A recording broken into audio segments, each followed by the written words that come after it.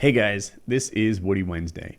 A different setup, I know, new shirt, different room, but the same concept. It's about helping you. This video is the long-awaited follow-up to a video I made a year ago. It's how to be a millionaire in 22 years. I watched that video in preparation for this one, and I saw it and I was really proud of it. I was like, Woody, there's a flippin' reason you have 1 million subscribers and that video got 150,000 views. It's because it's a good video, and sometimes I really do make some nice ones. I'm proud of it, and I think that it's going to do some good in this world and that my subscriber base will be happier and healthier and sexier than they would have been otherwise. So anyway, check out that video. This one is a follow-up to that one. It's meant to plug the holes left by that one. So you need to click on the annotation and watch that. I'll wait here. You watch it, come back, and then I will answer some of the most common questions that people had after watching that one. So go watch it. Seriously, this video is not a standalone video. This one is meant to be watched after that one. So go. You're not supposed to be here.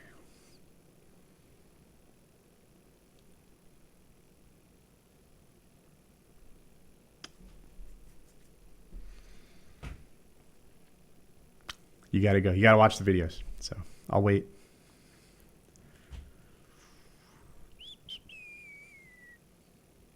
All right. We're back.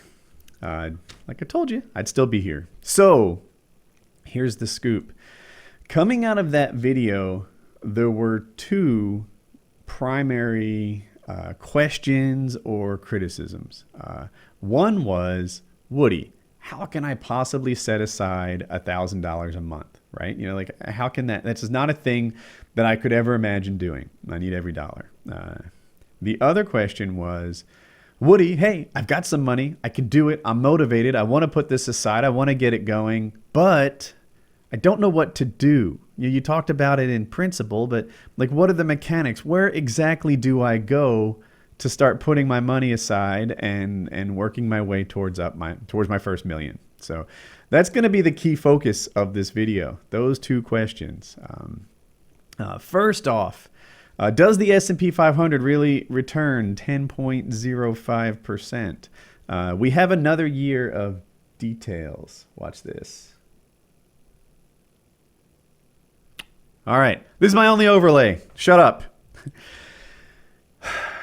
When I looked at the numbers last time, the CAGR, you just saw this video. I won't explain it to you, but it was 10.05.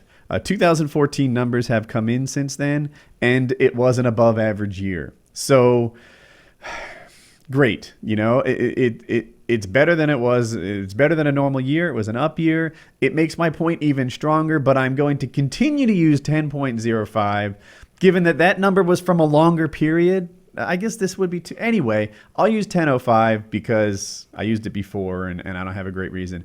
But just know that these things seem to keep on rolling. 2014 came in as another above average year, and that's fantastic. So so these numbers are not fairy tale numbers. This is like real life. At 10.05, I think we got by averaging the last 22 years. You tack another one on there and things get even sweeter. That's the thing. Now, I want to go to, not that one, this one. This is what came from the other video, right? You put $1,000 down, right? And $1,000 a month over 22 years at this interest rate, you're what I called a roundup millionaire, right? And the bulk of that came from your money earning money. That, like I said in the other video, it's burning in my head right now. There is so much in this world that is easier if you already have money. You know, Louis C.K. has a routine on it. He's like, you go to the bank, they just throw it at you. You know, if you're broke, they charge you interest. There's two sides of interest that you can be on. You can be on the good side and the bad side. When you have credit card debt, you're on the bad side. You're paying other people interest. When you have some assets, when you're worth something financially, then they start paying you. You need to be on that good side, not that bad side. So Anyway, I'm getting fired up. This was the thing I showed you in the other video, how to be a roundup millionaire in 22 years. But people said setting aside 12 grand a year is a challenge. I can't do that. So I have an answer for you. And all right, before I change this, tuck this away. I'm calling this a million. See, if you change this to 23, it's even further off. Like here, it's too high by 83 grand. And here it's too low by 31 grand. So, you know, take your pick. It's closer than 23 years is. Anyway, take this. You're about $1 million at 22 years if you put $1,000 aside a month. Take that nugget, put it aside. Now, let's do this. Let's make this 500. Oops, I've made a mistake. Let's make this 500 a month, okay? And then we're going to do this for 10 years at the same interest rate. Are you following me? So now, this is the thing. You can't find 12 grand a year, right? You're making 50 grand or something like that, and you're looking to set some aside, but you can't live on 38. So I've cut that in half for a decade. That's a long time. Over that decade, I'm expecting you to get $6,000 worth of raises. That's your job. Go make that happen. As a matter of fact, I would like you to get 30,000 in raises. I would like it if you went, during your career, you maybe start at 50 grand coming out of college because you're an engineer and you're setting the world on fire.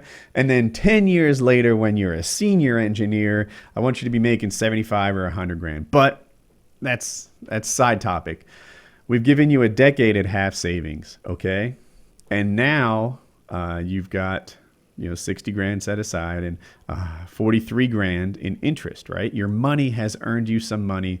So you have a total of 104.77. Are you with me? 104.77 is what you have after a decade of half saving of 500 a month. So we've made this more affordable. Let's take that as your initial deposit. 104.077. And then we're going to change this to 1,000. All right. And now this number is going to be, I know what it is, 16. Now you're a millionaire again. So let's follow what happened here. You saved $500 a month for a decade. And then as your salary went up and you were able to save more, right? A decade later, we changed it to the 1,000 that I asked for to start with, right? So you get 10 years of a lighter savings rate. That has taken your overall from 22 years to 26. By paying half for the first decade, you have only extended the time it takes for you to earn your first million by 4 years. Right? If you were using the, well, I'll never do it anyway, as an excuse not to start now, this is my counter to it. You can find $125 a week, scrape it away if you want to be rich. Like that's what your financial goal is.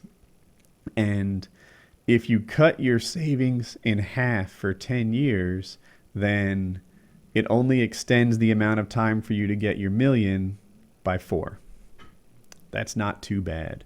And I'll note here, it was 269. It was 969. This is 988. So this is even more than the other plan by about 20 grand. Sorry, I'm working slow. But that is one of that is half of the point of this video. Start saving now. It'll be okay. Do it. That's my point.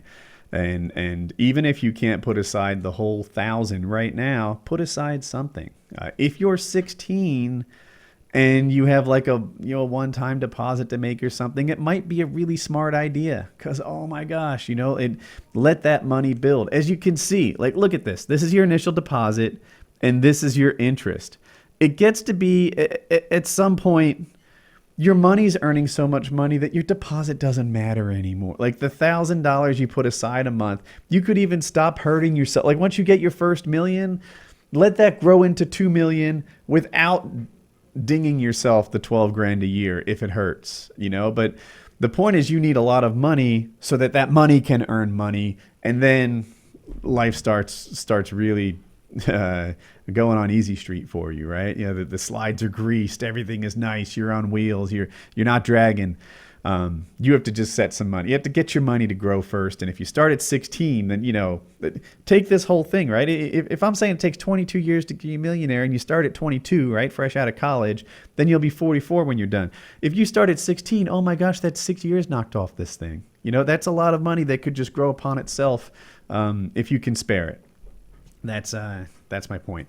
Anyway, that was one of the things I wanted to make. I have some notes here for myself. Oh, the mechanics of how to do this. So we're talking about investing in the S&P 500. And there are two things that you look for in an S&P 500 fund. And one of them is so unimportant nowadays that I'm hesitant to mention it, but I will anyway. I'll start with it. No, I'll tell you both. So one of them is how accurately it mirrors the S&P 500, like, you know, the perfect model of it. And the other is the expense ratio on the S&P 500 fund.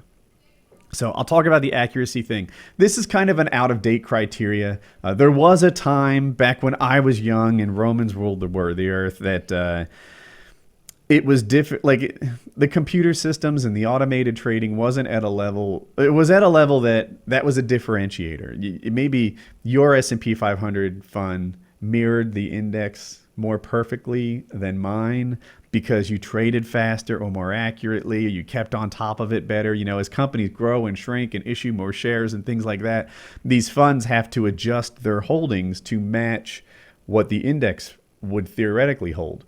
And how well you match what the index theoretically hold was a way that funds would differentiate themselves from each other. Now I'm making this video in 2015. They all do such a great job that's like not a problem. It doesn't matter if you buy SPY or Vanguard or Fidelity or whatever. They mirror the S&P 500 so well that it's no longer a criteria that I would look for when choosing how to invest in the S&P 500. The next thing, and this one is a bigger deal, is the expense ratio. The expense ratio is how much of your money they just take from you for managing your account, right? You know, you're going to put your money with some financial institution. They're going to invest it in the S&P 500. They're going to take over all the work of like managing what that is. Companies that do well will enter the S&P 500, and companies that do poorly will get knocked out of it. Companies that grow and issue more shares and whatever will have to be purchased in your index fund, and you know, so that you match the theoretical index, and they're all going to take care of everything for you. You give them the money, they do the work, but they take a little piece of it from you every year. That's your expense ratio, or every month. It's probably every month. I don't know. But you want to pick a fund that has the lowest expense ratios. If you were buying a regular mutual fund, which I don't love, I think I'll talk about it because I told you to get comfortable, right? A lot of those funds have these goals. They're like, hey, we focus in high tech. We focus in oil. We focus in this. We focus in that.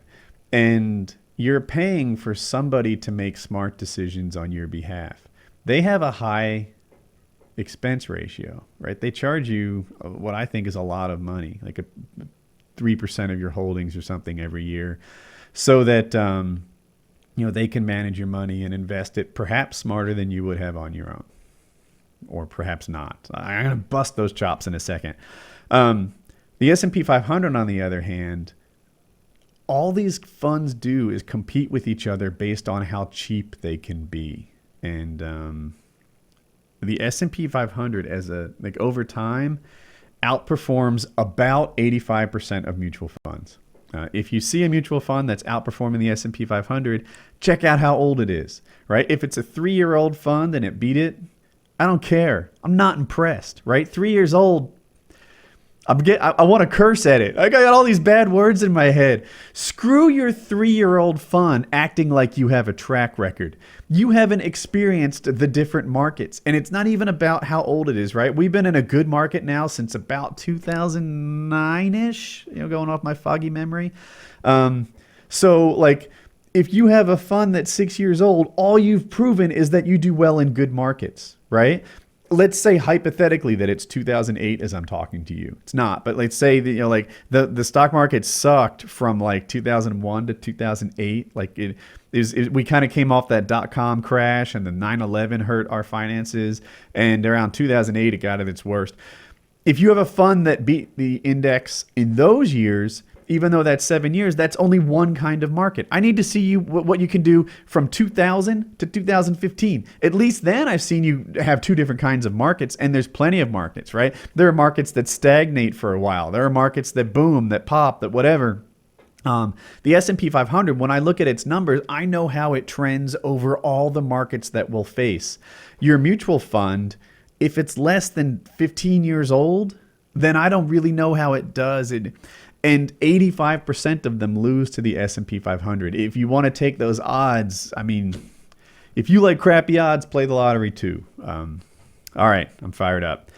I like the S&P 500. That's where the bulk of my money goes. The one exception I might make to that rule is if you're saving for like a kid's college account or something, it might be smart to let it ride in the S&P 500 till he or she is like 14, and then put it in one of those funds that like reallocates the money into safer things as you plan on withdrawing it. So that there'll be like this like 2040 fund or something like that, and they get less and less risky as you start to approach the time where you're going to get your money out of it. That's the one exception I might have. But by and large, S&P 500. Anyway, back on topic. Choosing your particular fund. I like Vanguard. Period. I like them. They're old. They're established. They're never crooked. They've been around for so long. I see a lot of these neat places to put your money. I saw one that had $0 trading fees, and it was only available on a phone, and it looked really neat. I saw the app. They had like a version online that you could see what they were up to. Super impressive. They might be great. I don't know. But there is value to me in investing in a like respected old financial institution like Vanguard. Also, if you look at like the funds, this is my homepage.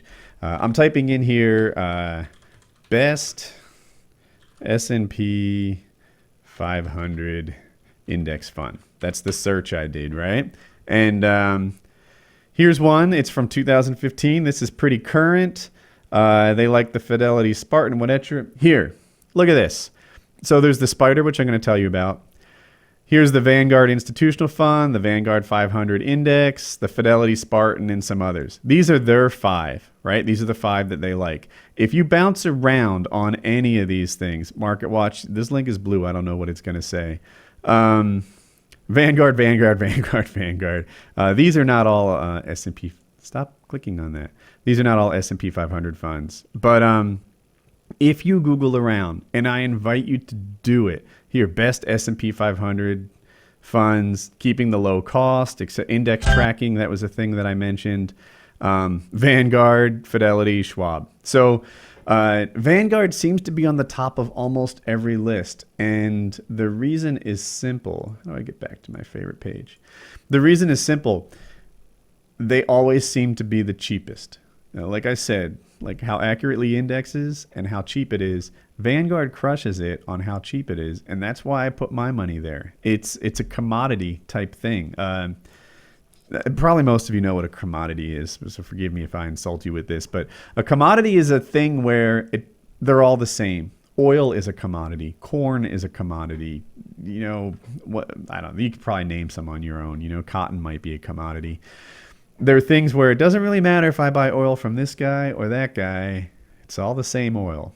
And that's kind of how I look at an S&P 500 fund. So it doesn't matter if you buy from Fidelity or Vanguard. I just want to know what the price is. And Vanguard always seems to dominate the best price.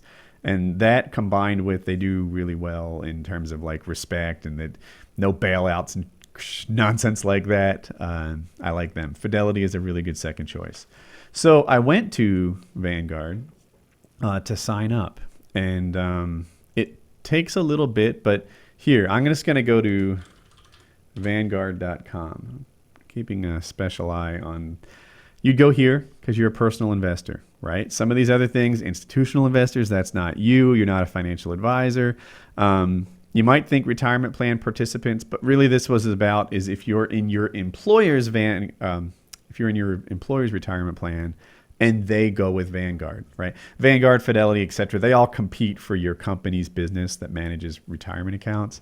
This is for people who are personal investors, like just regular dudes putting some money aside. All right. And here we're going to open an account, and here are a bunch of options, right? Finish the saved app, transfer an account. This is if you have a personal account somewhere else.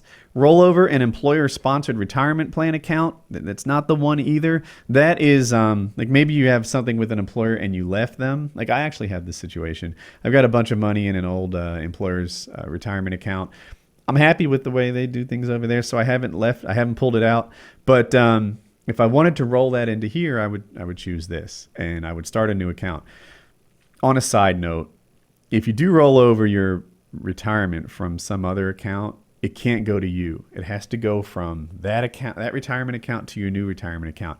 If at some point you hold a check in your hand, you've screwed up and you owe a lot of penalty taxes. Most people know that, but you need to make sure it rolls over directly into your new retirement account. This is the one the viewers of this video will want to look at. Open a new account. This is for retirement or a non-retirement account. You do your thing. Are you registered? We'll say no, hypothetically. I am. I have an account here, but I'm saying no. And then here's as far as I can take you. You have 10 to 15 minutes. It's really for Americans. You need a social security number. You need a U.S. street address. If you're not American, it's on you to do some other research now. I looked into it. Barclays seems to be a place, Barclays, I think. You need to look. You probably have heard of some of the major financial institutions in your country. This is actually one of the things that held up this video for as long as it did. It was really difficult for me to figure out how to invest if you're not American. And even when I search from this location, and it gives me like Barclay.us and their presence. And anyway, so you need to give them you need to sign up. You probably give them like some established funding, right? Hey, a note on funding. You can get into better funds, and in this case, better means cheaper, with two ways. One, you have more money. Right? That's a thing. And two, sometimes you get into better funds when you set up a regular contribution, like an automatic deduction from your bank account. So like a fund might be like, you know what? Don't even waste my time if you don't have $5,000 to put in. Or if you have $100 a month to put in, I like that too. What they don't want is for you to put in your stupid $69 and set it and forget it. And then every month they're sending you mail on how your stuff is doing. They're losing money on you. They want either you have a lot of money or an automatic deposit so that stuff works. Anyway, here you go. Vanguard.com. Follow the steps I gave you. That's how you sign up. I almost want to do this for you, but I can't give you a like my social security number, like stuff like that. I want to put it online. But if you do retirement Roth IRA, that's a real good thing. Hey, the rules right now say you can get your money out of your retirement account when you're 55. That's the rules. If you're 19 and you're watching this, I can't tell you what the rules are going to be when you're 55. I can tell you they don't seem to change it. But it's something to think of. I'll be 55 in 13 years roughly. And I think they better not change it to 65, those assholes, because I would love to get at it. So anyway, that's just something to keep in mind. You can put it in general savings, college savings, retirement, but retirement and Roth IRA is really a thing I'm talking about here. You're funding your retirement account and making this go. So those are the mechanics. There's another thing.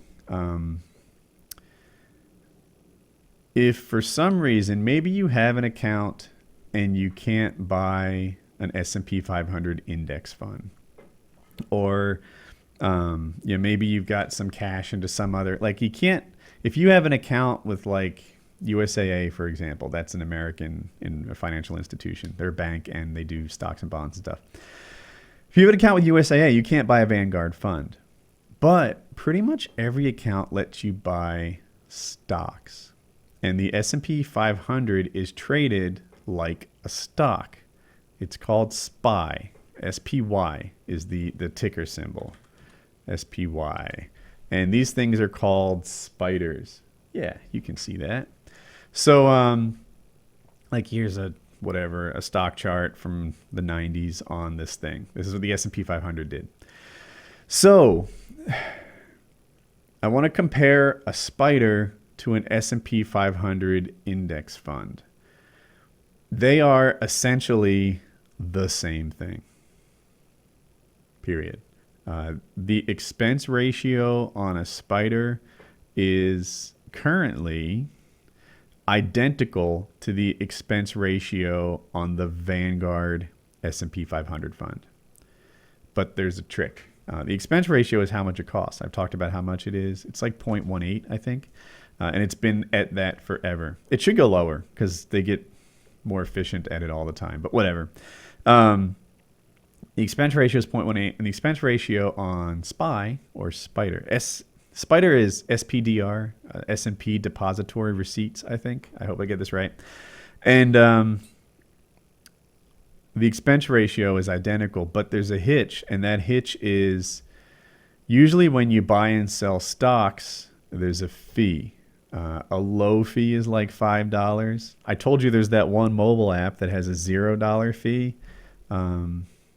It's been a while since I've traded individual stocks, but I know I used to pay $15, and that will add up. You know, let's say that it's $5 because I think that's a more current number that you might expect. If you buy that's $60 a year, and $60 a year means you're not putting aside $12,000 a year. It means you're putting aside. Here, let's actually go to the calculator. Let's say that we're starting off with 1,000 and our regular deposit's 1,000 and we make this 22 and we come back to our familiar number of being a roundup millionaire. Now we're going to change this regular deposit to $9.95 because there's an expense. There's a $5 time every time you take it off. It's cost you $5,000 over the 22 years. Not a reason not to do it, but you know, that's $5,000 that you lost in exchange for nothing. So if you have the option, I would use an index fund. But if your money's in a place where maybe you can't buy it, the cost is what it is, about $5,000 over the course of all that time. So those are the two holes I wanted to plug. The sort of answer to I can't put aside 1,000 is, well, put aside 500 for a decade and it only delays you by 4 years. That's a thing. And Woody, how exactly do I do this? Are you talking about putting it in my bank account? No, I'm talking about putting it into an index fund. I'm talking about, if you want to be specific, if you want one that seems really knowledgeable to me, respectable and reliable to me, the Vanguard, Vanguard.com. I have no affiliation with them, by the way. I should call that out. None of this stuff is just, it's all for you. You go there and you invest in either one of their S&P 500. There's two of them. I think one of them has a $50,000 minimum.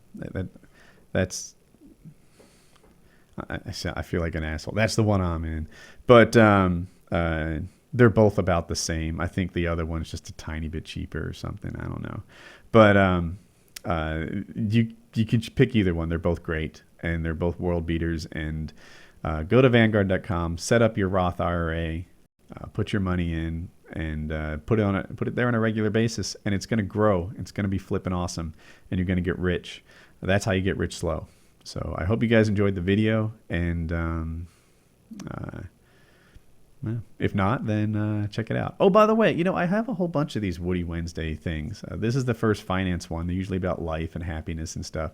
I'll put a playlist somewhere around here, and if you want to see more of these, then click on them. And if you like this sort of thing, then subscribe and share this with your friends. Maybe you've got a kid who needs to hear this. hey kid, you can trust me. I'm from the internet. Anyway, like the video and do all the sorts of things that YouTubers love.